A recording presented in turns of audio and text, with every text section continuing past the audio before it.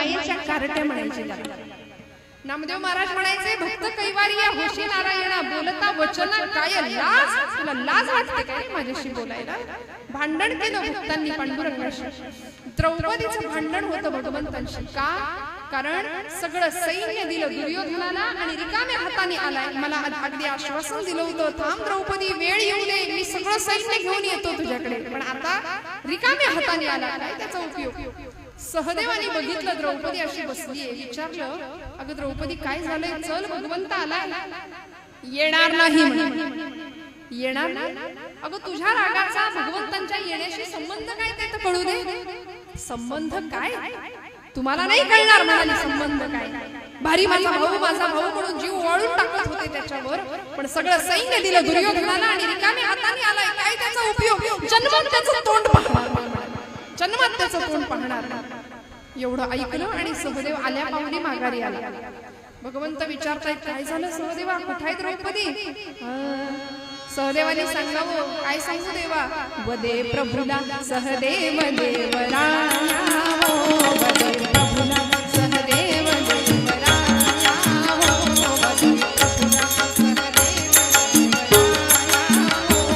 बोल गेला गेलाची सर्व वाया, बोल गेला गेलाची सर्व वाया. म्हणाले, देवा तुमच्यावरच बसलीये. का? शब्द दिला होता तिला, ससैन्य येईन तुझ्या सोबत म्हणून, तुमच्यावर बसली. सत्यभामा म्हणाली, चला, कळलं ना, काही स्वागताला कोणी येणार नाही, चला माघारी. भगवंत म्हणाले, थांब सत्यभामे, नकुलाला पाठवलं. नकुलाच्याही बाबतीत तेच घडलं, द्रौपदी आली नाही. अर्जुन गेला बरं का. अर्जुन विचार करत होता की असं वजन नको, हसत होता गालातल्या गालात. भगवंत म्हणाले, अर्जुन अरे वेळ काय, परिस्थिती काय, तू हसतोस? हसू नाही तर काय करू म्हणाले. दोघं जण गेले, आणता नाही आलं तिला. बायकोवर असं वजन नको, उठ म्हटलं की उठ, बस म्हटलं की बस. भगवंत म्हणाले, तू जा, आण द्रौपदीला, बघू येते का. आणि अर्जुन टिपेच्या सुरातच मंडळी द्रौपदीला क्रोधागारामध्ये प्रवेश करता करता बोलायला लागला. काय? द्रौपदी चल उठ. द्रौपदी म्हणते, येणार नाही. येणार नाही काय? येणार नाही. अगं विसरलीस जगत चालक अनंत कोटी ब्रह्मांड नायक दारामध्ये आलायस आणि त्याला भेटायला नाही म्हणतेस, त्याचा औक्षण करायला नाही म्हणतेस. एवढी कृतज्ञ झालीस का ग? एवढी कृतज्ञ झालीस? विसरलीस त्यांनी केलेले उपकार? भर दरबारामध्ये दुःशासनाने केसांना धरून आणलं होतं, फरफटत तुला द्यायची याचना करत होती, कुणी कामी नाही आलं. त्यांनी सहस्रपटीने तुला वस्त्र पुरवलं आणि आज तो दारात आलाय आपल्या मदतीला. तर विसरलीस त्याचे उपकार? कृतज्ञ झालीस? द्रौपदी उठ उठ, द्रौपदी उठ, चल. द्रौपदी म्हणते, येणार नाही. अर्जुनाने सांगावं, द्रौपदी प्रभुवरी कारसनी सप्रमदे, प्रभुवरी कारसनी सप्रमदे, प्रभुवरी कारसनी प्रमदे, प्रभुवरी कारसनी. द्रौपदी चल उठ. द्रौपदी म्हणते, येणार नाही. टिपेच्या सुरात अर्जुन द्रौपदीला सांगत होता, द्रौपदी अगं विसरलीस भगवंतांनी केलेले उपकार? चल द्रौपदी.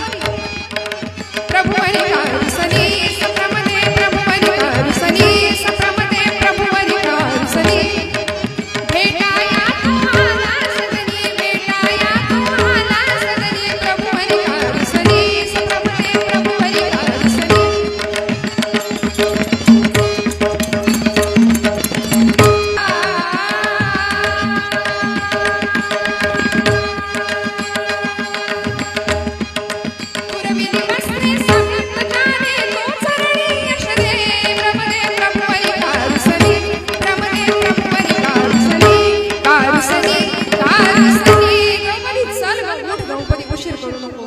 अशी कृतज्ञ झालीस का ग? हा कृतज्ञ शब्द ऐकला मंडळी द्रौपदीने आणि डोळ्यातून खळ खळ खळ खळ अश्रुधारा वाहायला लागल्या. हो आहे मी कृतज्ञ म्हणाली.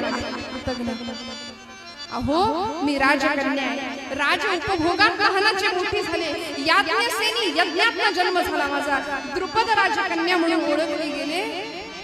सगळ्या राज उपभोगांचा सुखांचा उपभोग घेतला, लहानाची मोठी झाले आणि दैव योगाने लग्न झालं, विवाह झाला तुम्हा पांडवांशी आणि वाट्याला आलं ते दुःख. पण त्याही दुःखामध्ये सगळं हसत हसत सहन केलं. अज्ञातवास, सगळा वनवास सहन केला. नवे भर सभेत स्त्री म्हणून झालेली विटंबना सुद्धा सहन केली. पुरुषासारखे पुरुष असून तुम्ही काही करू शकला नाही, हे सगळं हसत हसत सहन केलं. पण भाऊ म्हणून माझ्या पाठीशी राहिला माझा परमात्मा गोपाल कृष्ण. मला शब्द दिला होता, द्रौपदी थांब, निर्वाणीच्या प्रसंगी मी तुझ्या सोबत असेन, काळजी करू नकोस. पण आजपर्यंत दुःख भोगलं, आजपर्यंत दुःख सोसलं, पण आता शेवटचं युद्ध आहे कुरुक्षेत्रावरचं. या युद्धामध्ये तरी तो ससैन्य माझ्या सोबत यावा आणि 4 सुखाचे क्षण अनुभवायला मिळावेत एवढीच अपेक्षा करते. आणि एवढं जर असेल, एवढ्याने मी जर कृतज्ञ ठरत असेल ना, तर हो आहे मी कृतज्ञ. जन्मात त्याचं तोंड पाहणार नाही, सांगा जाऊन त्याला. तिच्या डोळ्यातलं पाणी बघितलं आणि अर्जुन आल्या पावली निघाला. आता द्रौपदीला कोण आणणार, कोण आणणार? भगवंतांना काळजी वाटू लागली. आणि एवढ्यात आमचे भीम दादा उठले बर का. भीमसेन भगवंतांच्या समोर उभे राहिले, म्हणाले देवा मी आणू का, मी करू का हे तुमचं भावा बहिणीचं बिघडलेलं दुरुस्त करू का सगळं? आणतो द्रौपदीला. भगवंत म्हणाले जा भीमा, माझा तुझ्यावर विश्वास आहे, तू आणशील द्रौपदीला, जा. जातो म्हणाले, पण त्या बदल्यात मला काय मिळणार? कारण तुमचा न्याय आहे ना, पहिले देव फिरले, मला काय देणार? मी तुमचं एवढं मोठं काम करणार, मला काय मिळणार? भगवंत म्हणाले माग तुला काय हवं ते. कल्पना करा ना, त्याच्या जागी आपण असतो तर, म्हणजे मी तर लोकसभेचं विधानसभेचं एखादं तिकीटच मागितलं असतं, हे की नाही? आम्ही अशीच मागणी आमची मागतो. तुकोबराय म्हणतात ह्याची दान देगा देवा तुझा, आम्ही म्हणतो लाखभर रुपये पगार व्हावा, जमल्यास इन्कम टॅक्स बुडवता यावा आणि यातूनही सही सलामत सुटलो तरच ऋण काही ना आवडली. हे आमचं मागणं आहे. म्हणजे फरक आहे ना मागण्यामध्ये. संतांचं मागणं विलक्षण वेगळं होतं, निष्काम मुक्ती होती. आम्ही मिशनपेक्षा कमिशनला जास्त महत्व देतो. आता भीमानी काय मागावं या प्रसंगामध्ये भगवंताकडे म्हणाला, देवा द्यायचंच असेल तर एक दे. ऐका बरं, भीमानी सांगितलं भगवंता काय देशील मला? जेवढं प्रेम द्रौपदीवर करतोस ना तेवढं प्रेम माझ्यावर करावं लागेल, तेवढं प्रेम माझ्यावर कर. भगवंतांचे डोळे पाणावले. भगवंत म्हणाले अरे वेडा की काय तू, तुझ्यावरही तेवढंच प्रेम करतो? नाही म्हणाले देवा, खरं सांगा. नाही, कारण द्रौपदीवर कसा बंदार उपाय आहे, आमच्यावर असेल 20 पैसे 40 पैसे. अहो भगवंत भक्तासाठी एवढा तळमळतोय मी आजपर्यंत पाहिलं नाही मंडळी, आजपर्यंत पाहिलं नाही. भीम सांगतो, तुलसीदासजी म्हणतात ओठ कंठ चले नहीं, जिव्हा रटे न राम, राम हमारा जप करे हम बैठे आराम. गोंदवलेकर महाराज आजारी पडले, गोंदवल्यातला राम रडला होता बरं का, डोळ्यातले घळघळ अश्रुधारा वाहत होत्या. भगवंताला चैन नाही पडत. भक्ताला जर भक्ताचं थोडं जरी बिघडलं आलं असं काम तरी भगवंताला करमत नाही.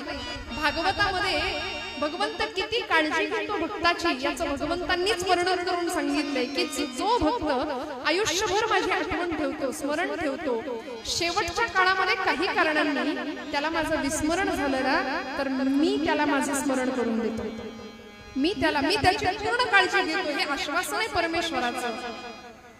आणि ते आश्वासन निवडणुकांमधलं आश्वासन नाहीये, साक्षात गोपाल कृष्णांचं आश्वासन आहे.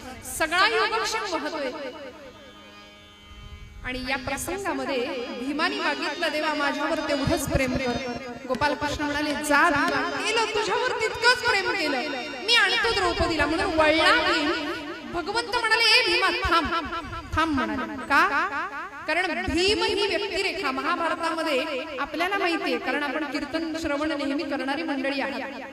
पण बऱ्यापैकी भीम ही व्यक्तिरेखा आमच्या ललित कादंबरीकारांनी निर्बुद्ध अशी रेखाटली बरं का. भीम म्हणजे कसा नुसताच ताकदीने मोठा, बाकी डोक्याने कमी.